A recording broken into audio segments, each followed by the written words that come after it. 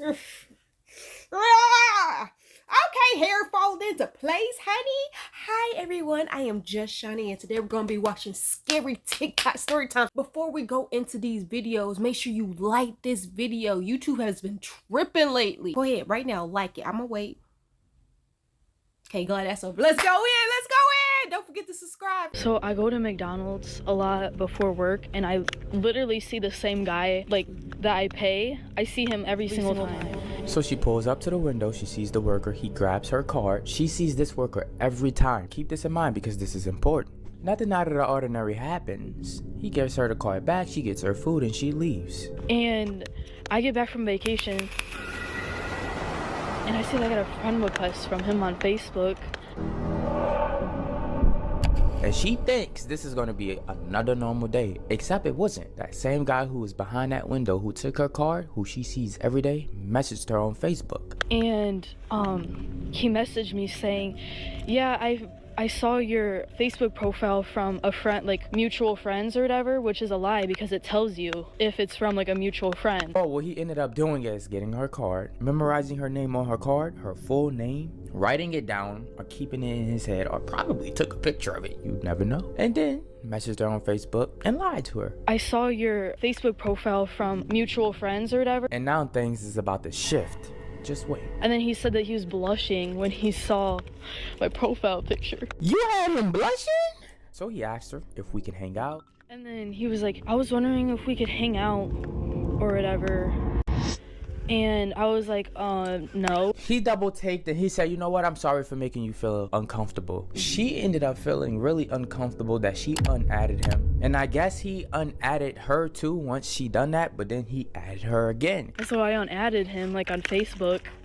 And then he tried adding me again. Nearly 1 million U.S. residents were victims of cyberstalking. And these are only the known cases. How many victims stayed silent? I asked her if he knows where you work. She ended up saying yes, he knows where I work. Now remember early in the video I said he was blushing. This was the message that he sent her. He said, you showed up under people I may know, and I got so happy to find you on here. I was blushing, to say the least. She said, that's cool. That's cool. Yes, LOL. Anyways, are you working tomorrow? She said, yes. I'm gonna be working nights now for a while, so no more early mornings. I don't think for now. So you telling him that you're gonna be working nights and this guy know where you work at? That just give him a reason to probably wait for you to come out the building at night, you walking along, and he have you all to himself. But let's just keep going. Oh, dang it.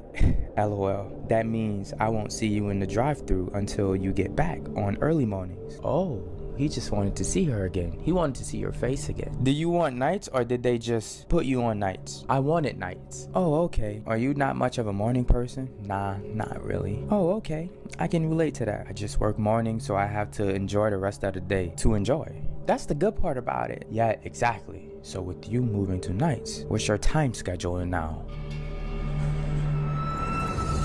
Ooh. No, yeah, it's all over the place. Damn. That kind of sucks when it's all over the place, doesn't it? Yes. What time are you working tomorrow? Do you know yet? He's fiending. He's fiending. I am working till 4 a.m. until 1 p.m. tomorrow. Early? Yeah, it is. I was going to ask you, ... question mark. I was going to ask you if we could hang out with each other whenever you're not busy, if that's okay with you. The vibes that I'm getting from this whole situation? No, thank you. I have a boyfriend. I wouldn't be comfortable with that. That's okay. I understand. I'm sorry if I made you uncomfortable. And then that's when she unadded him. And so I unadded him like on Facebook. And that's when I guess he unadded her, but then he ended up adding her back. He tried adding me again. And from there, I don't really know what's going on. I have to check in with her real quick. And I'm about to do that literally right now. I'm about to text her and be like, hey, what's going on? Because it's been like a week. So I'm about to check in with her. Hold up. Be right back. Girl. I mean, dude. But girl and dudes who are watching this right now, what do you mean you haven't checked on your friend in a week and you know all of this is going on? You wilding out.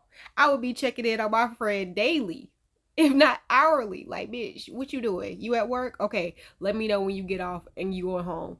Don't go to that McDonald's ever again. I'm just really confused on why she talked back to him. Like, okay, he found you on Facebook. which is crazy because for me, that would be crazy. There's no way you can find me on Facebook unless you know me, unless you're my family or we went to high school. Okay, family, high school, and college. Because I was like, college? But yes, I'm a part of the alumni page. So that's the only way you can find me. You cannot type in Shawnee and find me. You cannot type in my government name and find me. You know, even if I gave you my Facebook name, you would not be able to find me unless somehow we're connected. You know, one of my friends, we have mutual friends, anything. So I'm confused. He already lied to you. Let's start at the beginning, honey. He's got your name off your card. Why didn't we report that? He got your name off your card and reached out to you. That is a case, honey. That's a case. That's if you needed evidence to get a restraining order, there it is, honey. You know, criminal as in money, financial fraud, theft, that, yeah, you could put that case up. Yes. Because what? How would that even happen? He did some stuff. Now, in my crazy mind, toxic mind, I was just like, oh, that's cute.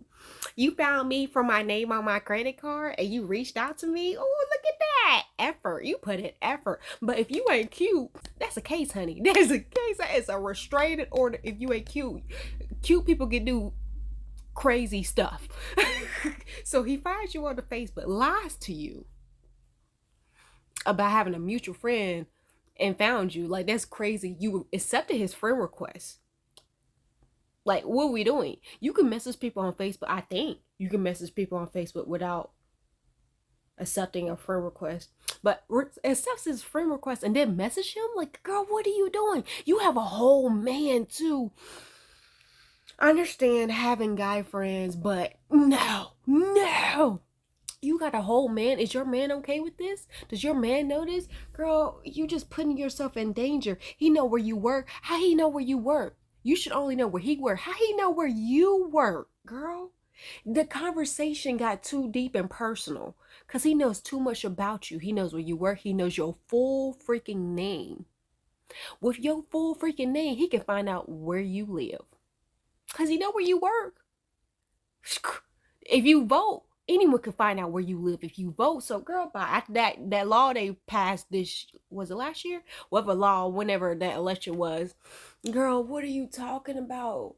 You told him too much information. Then you unfriend request him. Unaccepted his friend. He trying to accept you back. Trying to see you, bruh. It's crazy because I used to have a stalker. It's when I worked at McDonald's when I was in college. I had a stalker. But he was a nice guy. He was a nice guy. He really was a nice guy.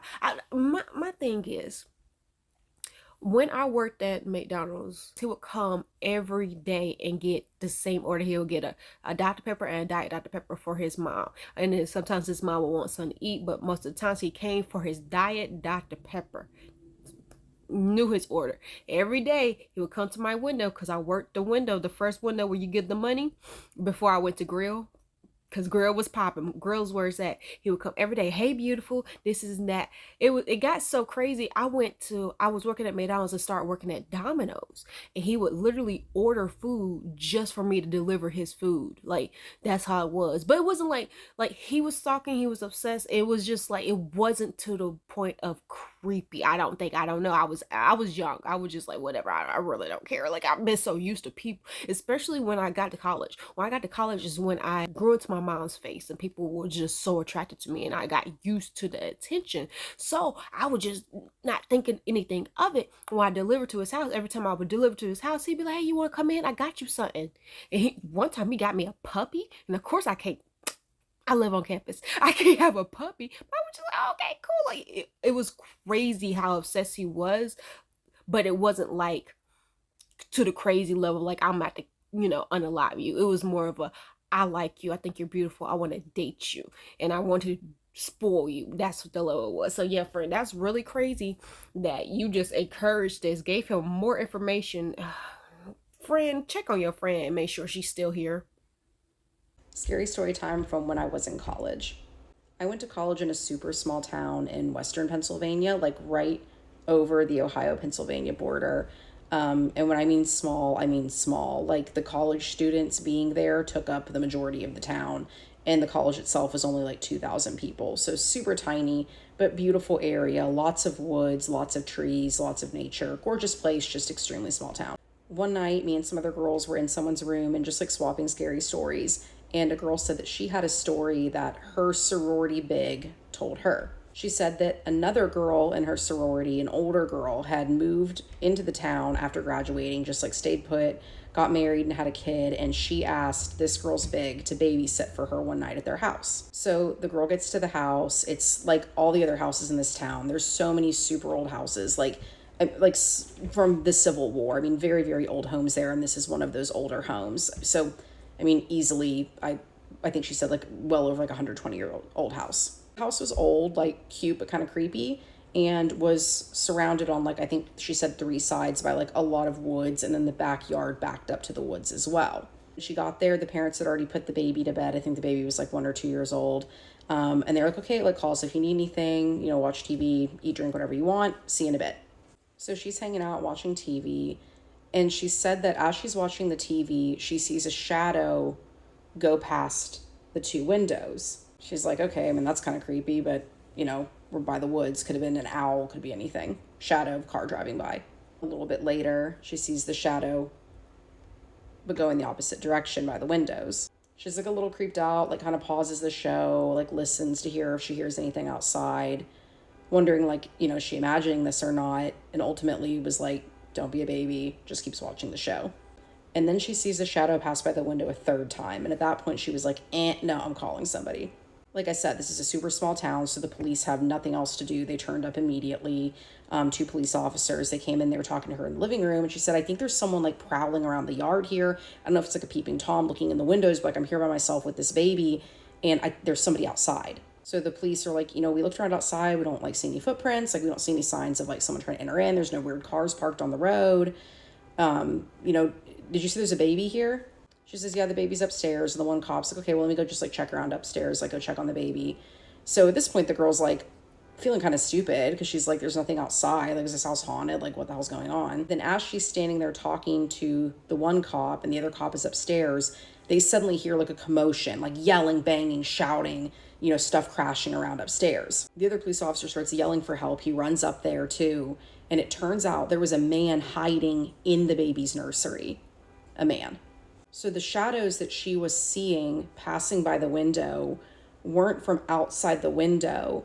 The man had been walking back and forth behind the sofa while she was watching TV.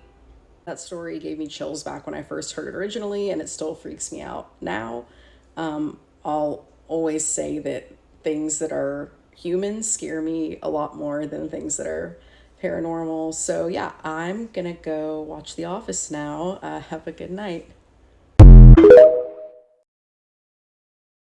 Bro, I'm so glad it's morning time, bro. I'm so glad. What? Yeah, have you ever rewatched The Office? I don't know why I was so obsessed with it when it first came out, but watching it now, present day, I'm like, what?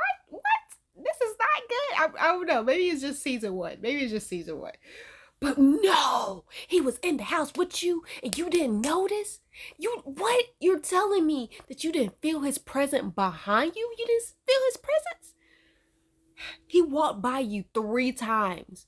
Oh my goodness. Like, I can't right now. This is just crazy. Thank God she called the cops. Thank God the cops went upstairs. Because he was probably going to steal that baby and then, well, shoot. I was going to say unalive her, but he had plenty of chances and plenty of time to do this, to unalive her. And who was this guy? Like, he had to know the family because, you know, it was a baby there. And I'm pretty sure he wanted to take the baby. Mine is... Go to the next one. If you get scared easily or are at all scared of ghosts, I'm going to tell you right now to keep scrolling because what I was sent last night sent shivers down my spine. Like, I still... This is, in fact, the photo of the Peyton Randolph house. If you're not already familiar with the haunting of the Peyton Randolph house that I did endure in my childhood 14 years ago, watch this video, but you don't really need to watch it to still be spooked by what I'm about to tell you. So after my family and I spent tireless time searching for this freaking photo that I've been held for ransom over for the past 5 days, we gave up.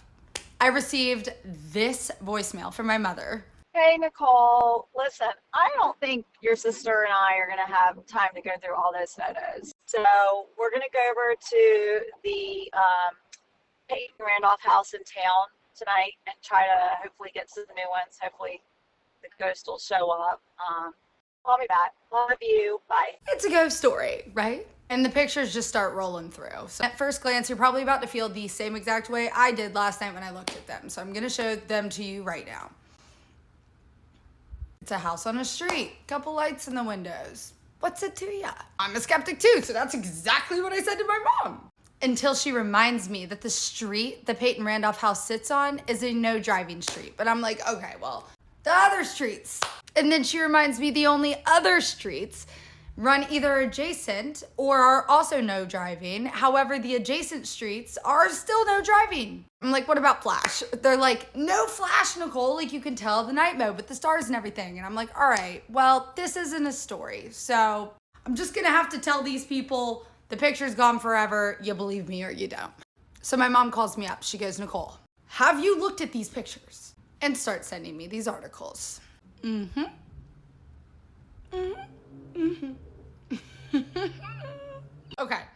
let's dive into this real quick. So I start searching for this article that this screenshot of this drawing that obviously a kid drew came from. And it's from the Flat Hat News, which is the College of William and Mary, aka the oldest college in the United States, is like longest running newspaper they used to post. It was discontinued in 2015 or something. But I was able to find through the College of William and Mary's library the archives of this article written in 2013, exactly 1 year after my experience at this house when we all freaking lost it and they changed the trajectory of the tours forever. America's Most Haunted House, written by Ain Kane, October 28th, 2013. 1 year after my freaking birthday. I'm gonna link this in the comments. And I'm not gonna read the whole thing to you, but a quick blurb, if you will. Today, the house is associated with many violent deaths. A frantic elderly woman is said to haunt it, known as the Shrew. She warns visitors of impending disaster. Many locals consider the house to be inhabited by a more sinister, violent specter as well. Tour guides often warn groups not to go anywhere near the home at night. Obviously, my mother didn't read this article before just trucking out there with my sister last night, lest they incur the wrath of this violent phantom. Original Ghosts of Williamsburg's candlelit tour guide, Heidi Hartwiger, agrees that the house is weird. A few years ago, this is wild, many of her colleagues reported the glass in their lanterns was cracking in front of the house. These people make money off telling like lies, technically. Why would they tell their coworker? Okay. On one occasion, a 5th grader on a tour took pictures that seemingly revealed the image of a woman with a large black cat. Now let's run back the picture my mom took compared to the picture that was drawn by this kid, dude. So this morning, like, all right, how am I gonna tell these people of TikTok? I'm a skeptic. Like, I'm not even sold yet, right? They start zooming in a little bit. And I'm like, is there candles in there? Like, could we have fire alarms? What's going on here? And I zoom in on this picture with no seeming lights at all in the photos. And I see this.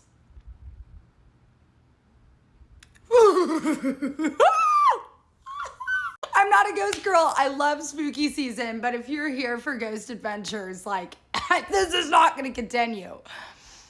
But I mean, it could. I don't know, but like, I'm so freaked out. It's time for a freaking drink.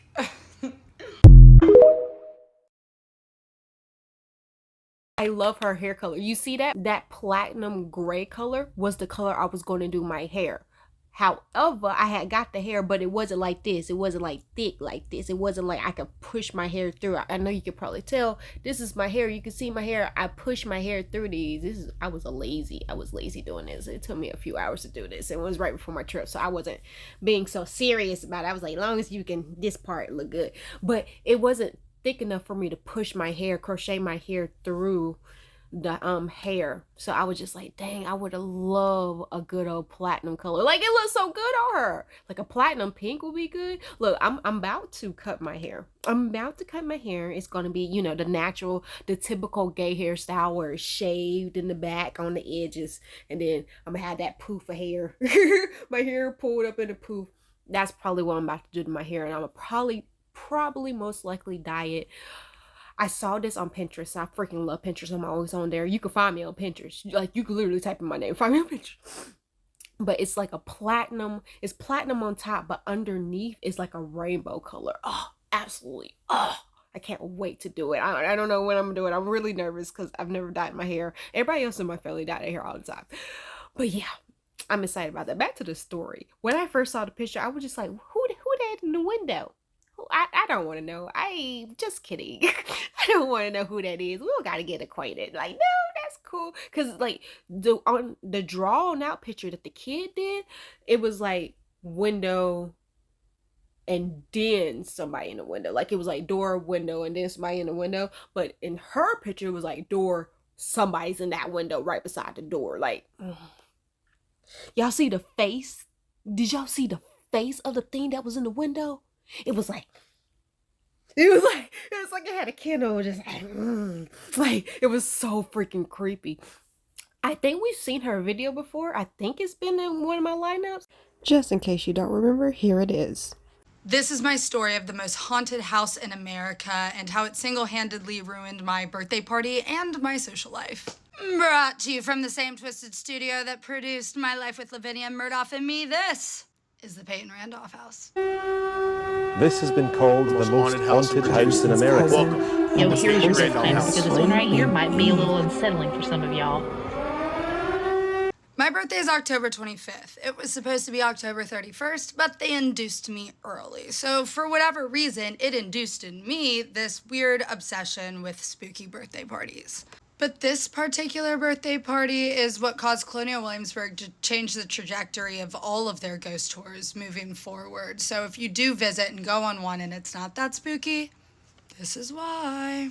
Near the Peyton Randolph house, there's this huge old oak tree. When we were younger, we all used to climb it and kiss boys and stuff. But one year, one of my friends and I were sitting up there and there was this boy dressed like he was from Colonial Williamsburg. But like, this wasn't that weird because there's tons, like thousands of reenactors. So no questions asked, chatted with the kid, and then he just kind of like disappeared. Like, poof, gone. Like, we were kind of like, where'd that kid go? Like, he was kind of cute, you know, whatever. So fall was coming up, which in turn meant so was my birthday. And came time for me to plan my party, and so I was like, yo, how cool would it be if we did one of those Colonial Williamsburg ghost tours and everybody came and we got super spooked and then, I don't know, like eat pizza after or something. My friends and family were like, well, Nicole, you know, other people might not like that. And I was like, well, I do. It's my birthday. Back then on the ghost tours, you didn't go inside any of these homes. That's because like a lot of them people are living in, but not the Peyton Randolph house. But before you go inside, the tour guide gives you a little disclaimer. Something along the lines of like, if you're touched and no one's there, don't freak out. Stay close to the group. If you hear things, that's what you're paying for, so lock in, people. My friends are already kind of looking around like, I don't know about this, boss. Like, but I'm like, everybody in. We go in the main room and the history begins. Peyton Randolph was some prominent figure, president, Congress, I don't know, blah, blah, blah, back in like the 1600s. And considering the time frame, there was, I think, like 20 to 30 enslaved people also living in this house with Peyton Randolph and his family. Legend has it that these enslaved people were super privy to the fact that this newly constructed house had been built on top of a Native American grave site. So they were already kind of like, bad vibes here, Peyton. Maybe we could just pick up shop, go somewhere else. He's like, nah, we're good. And then the house gets riddled with smallpox, so kind of kickstarting the really bad vibes of Peyton and his family. As if there weren't already bad vibes, but like the eternal bad vibes. Peyton has this brother, right? His name's John. John's like, hey, there's this war coming up and they're saying it's gonna be like revolutionary or something. Who we taking? Cause like, I think I'm gonna take Britain. And Peyton's like, bro, what? The whole point of this war is so that we can like have our own gig going on here and you're gonna take Britain? And John's like, yeah, I had a feeling you'd say that, so I'm gonna go back. So John dips. And Peyton's left in Williamsburg kind of like, yo, this sucks, dude, because this made my family look really bad. So homie's like, I gotta save face around here. And he decides to do his big one and turn the crib into a war hospital for the soldiers. The tour guide continues, she's like, yeah, floors soaked in blood. You could literally see the traces of the gurneys being pushed down the hallways, bodies everywhere. My friends and I are standing there looking at this lady kind of like, The family kicks the can. The wife and the kids and everybody's just one after the other. See ya, see ya, see ya. So through generations, the house gets passed down to somebody with the last name Peachy. Just Peachy, moving into the Peyton Randolph house. I guess that's where real terror begins. The Peachy situation is where things get a little muddy. You know, the history gets burnt away, which like I get. It's easy to lose important historical documents. Like NASA lost all the instructions on how to get to the moon. It could happen to any of us. But this Peachy family moves in and they are just cursed. I'm talking like every single person in this family gets yopped. But where it particularly pertains to me is the little boy that died by way of falling out of the tree out front. So my friend, who immediately whips her head at me and is like, please don't say anything, please don't say anything, don't even bring it up, don't ask what his name is, please don't. What do? Excuse me, miss, are you talking about that tree up front that we all hang out in all the time, that I literally met a boy in the other day that was dressed like he was in colonial clothes and didn't have a home and kind of just disappeared in front of our eyes and we couldn't find him ever again? Tour guide stops in her tracks, looks me dead in the eyes and goes, you've seen him too? I'm like, I'd say we maybe lightly have seen him, but like this was like totally a kid. This wasn't a ghost. It was a kid. And the tour guide's like, well, good news. We have a picture of him upstairs. So we go upstairs, look at the picture on the wall. It's the freaking kid. But I'm trying to brush it off. I'm like, that's not him. That's definitely not him. I'm looking at my friend. I'm like, yo, is that the kid? She's like, that's totally the kid. I'm out. You had to tell them. You had to freak everyone out. You made this about you. We're all out. So now everybody's out front of the Peyton Randolph house calling their moms, and I'm still inside looking at this painting like, because like, I don't see ghosts. I don't think. So I'm like, all right, if we could keep this reeled in, I'm not gonna freak anybody else out. We're so close to the pizza part, and I still got 5 friends to my names. But no, not on my mom's watch. If my kid's gonna see something, I'm gonna see something too. So tour guide's like, you asked for it, lady. You're gonna see that kid if you really want, but we're gonna have to go outside to do it. I'm like, my mom's not climbing this tree. But the tour guide's like, nope, this is what usually happens. We tell everyone to take a picture of the house, and generally speaking, there will be an apparition in one of these windows. But I'm like, no. No. My mom's like, shut up, I'm paying for this tour. So we go outside. I'm like, honey, all right. This is gonna be about the end of my social life at 12 years old. And she starts snapping away. Looks down at the camera and is like, oh my God. I look at my mother and I'm like, show me a home, show me a home. She's like, y'all, kid in the window, because lo and behold, the boy who fell out of the tree and died had a sister who fell out of a window and died. And that was her in the picture. So everybody ate spiritually. Nobody ate pizza except for my mom's best friend's son. His mother forced him to stay. They felt bad. Everybody left. Honestly, I kind of felt like I was a big dog. I'm like, oh yeah, you guys can't handle the haunt, baby, but I still think about that house often. I'm no ghosty person that sees them and talks to them, but like, it is kind of weird. I don't know if it has anything to do with my birthday or my incredible imagination. But if you don't believe the things I just told you in this video, go book a tour and find out for yourself. Good night. So yeah, would not go into that place. Like, why was it lit up in there? If, like, maybe they forgot and left the light on. I've never heard of glass cracking on the outside of a haunted house, or even on the inside of a haunted house. I don't think I've ever heard about glass cracking. But yeah, no, that was creepy. And friend, I understand when you want to prove something to somebody, but when you know in your heart that something happened, I don't care who believes me. I know this happened. You ain't gotta believe me. You can go find out yourself. But I'm not about to go and get no evidence or proof. Like, nope, stop. Because the picture, if it disappeared, like, that's what happened when I went to a haunted house. All of my footage that I took in the haunted house just disappeared. It wasn't meant for anyone else to see. That's how I feel. That should have been your thought process, her thought process. It wasn't meant for anybody to see. People in the comments were saying that every time they try to take a screenshot of her picture, their phone would just freak out. Someone said they tried to play this video on a 100% charged phone and their phone just completely died when they tried to take the screenshot of the girl.